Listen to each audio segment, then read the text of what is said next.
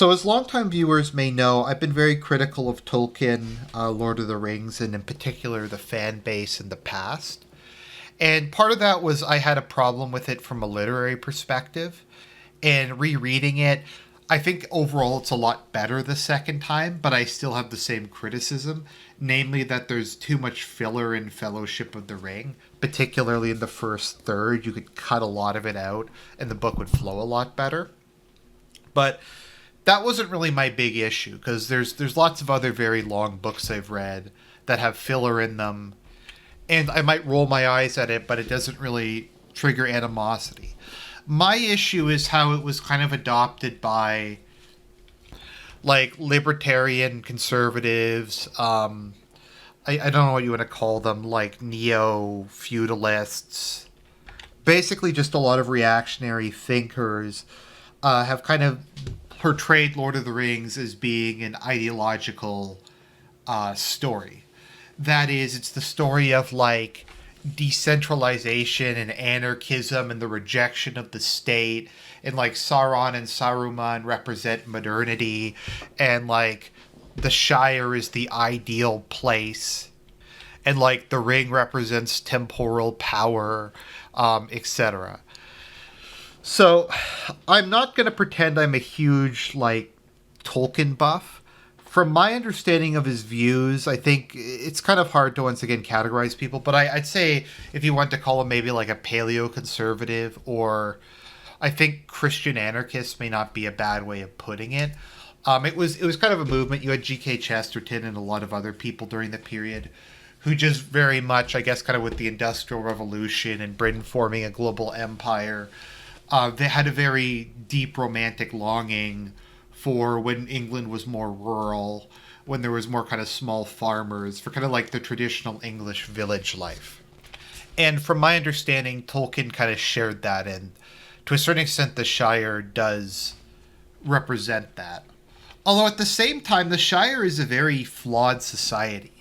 The only reason it exists and is not immediately destroyed by like orcs and the other horrors of Arnor is because the Rangers protect it from the outside and make immense sacrifices to keep the Shire peaceful. Besides that, the hobbits are extremely ignorant and petty, and a lot of them are just not very pleasant people.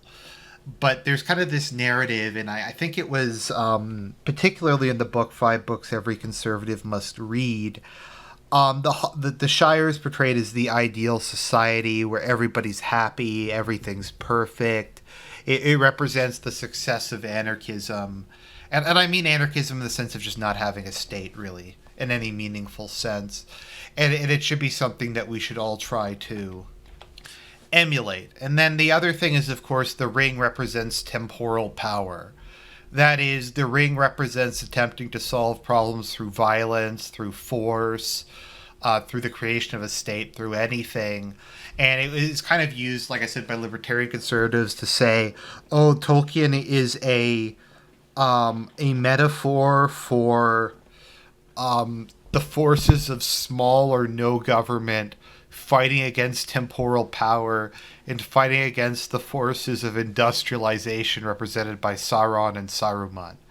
And that's kind of the underlying message, and it's kind of used as a bludgeon as a way to deal with that.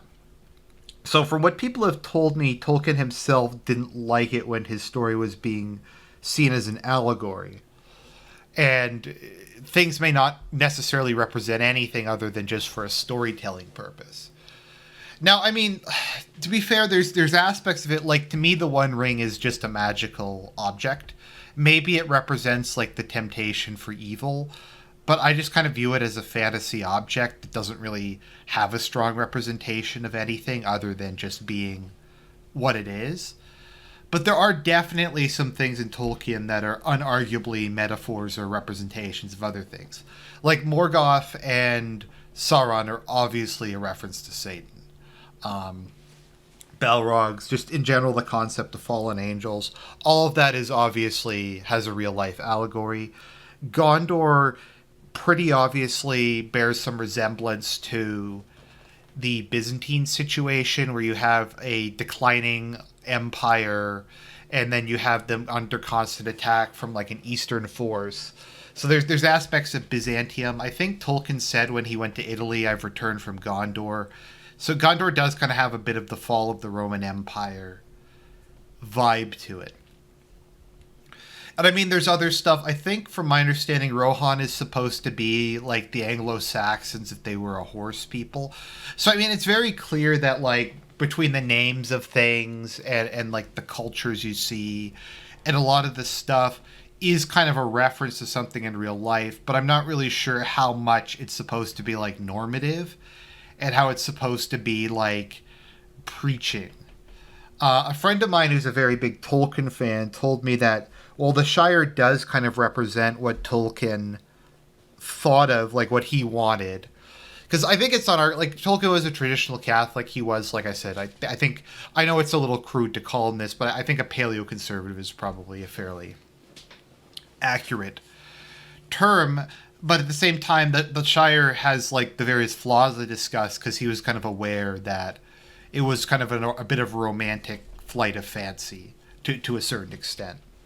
So, like, as I'm reading it a second time, like, obviously, like I said, certain things are probably a real-world reference or are based on things. Morgoth is Satan. He's an archangel who fell. I mean, that's pretty obvious.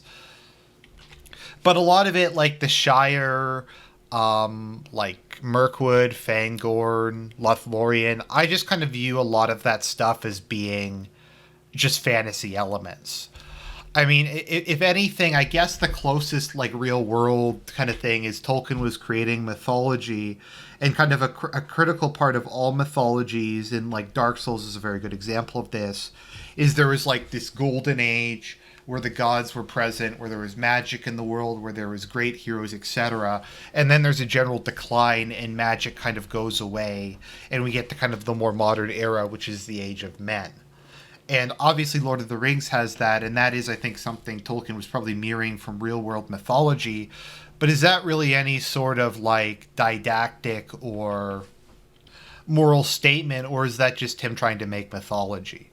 And to make it in an interesting, and kind of to put his own spin on it. I mean, I think that's, in my view at least, I think that's... I don't know if it's necessarily supposed to be a decline for anything.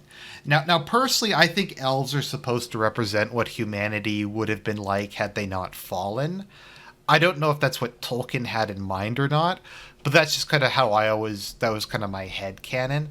And I think that kind of makes sense, because they are immortal like humanity presumably was before the fall. But yeah, you have this idea that like temporal power is bad, and that like the hobbits are a metaphor for Christ because they're passive and non-violent and submissive and all that kind of stuff. And I find it very obnoxious, because I mean, it's not even consistent within like the story itself. Because like one of the big things, it's such a big deal that Aragorn becomes king of Gondor and makes Gondor great again, reconquers a lot of the territory, makes it restores it to its former strength, and this is viewed as an overwhelmingly good thing. It's such a good thing that the whole third book of the trilogy is named after it. And it's kind of like, okay, but they're celebrating Aragorn's temporal power. Now, my understanding is Gondor has kind of a strange governmental system. I think it's basically kind of a feudal system. I'm not exactly sure, so it's probably not very centralized. But the idea of there being a Gondorian state and it regaining control over its lost provinces, and this being seen as like a great thing, and then a flourishing of the kingdom, I don't see how this is necessarily congruent with the idea that the books are just supposed to promote anarchism and supposed to promote like that culture and civilization are bad things. Rohan is also a kingdom. Once again, the people are fairly independent, but Theoden because when he was just not doing anything and like just kind of hanging around and the kingdom was an anarchy, that was a bad thing. But like when he regained power and he started to lead his people and put an army together and fought off Saruman and that kind of thing, once again, that was viewed as a good thing. Gandalf is very powerful. Aragorn's very powerful. Gimli and Legolas, they're all very powerful characters. And this is viewed as being a good thing. If anything, I think it's more a story of how power can be used for good or evil. Because, like, Saruman, I think rather than viewing it as like a metaphor for industrialization, I kind of see it more as looking at the immense amount of good he could have done if he had have shared his knowledge, if he had have used his science and his industry to help develop Middle Earth, to help the various peoples out and provided like real leadership and guidance. And instead he became like a petty, jealous man who was trying to prove that he was bigger brained than Sauron and Gandalf. And to me that's kind of more the message that is the case. The same thing with Sauron is he's driven entirely by, at least this point in time, by desire for revenge, by pettiness, by greed.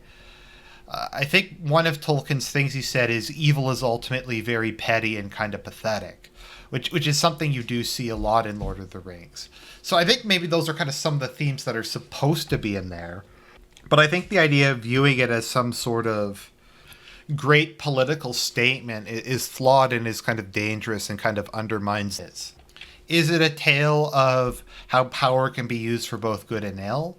Yeah. Is it a tale that has some resemblance to Christian theology, human mythology, and some historical aspects to it? Yeah, it is. But is it necessarily some big treatise on how we have to abandon civilization and go back to living in like caves? No, I don't think that's the case. I don't think that was Tolkien's primary concern. And I think it does the series a disservice and it irritates a lot of people and makes them not like it solely based on it kind of been using as a preaching tool. So those are my thoughts on it. Let me know if you agree or disagree. I'm not a huge Tolkien buff or anything. I'm just giving you my opinion and my kind of thoughts as I'm rereading through the books. Anyways,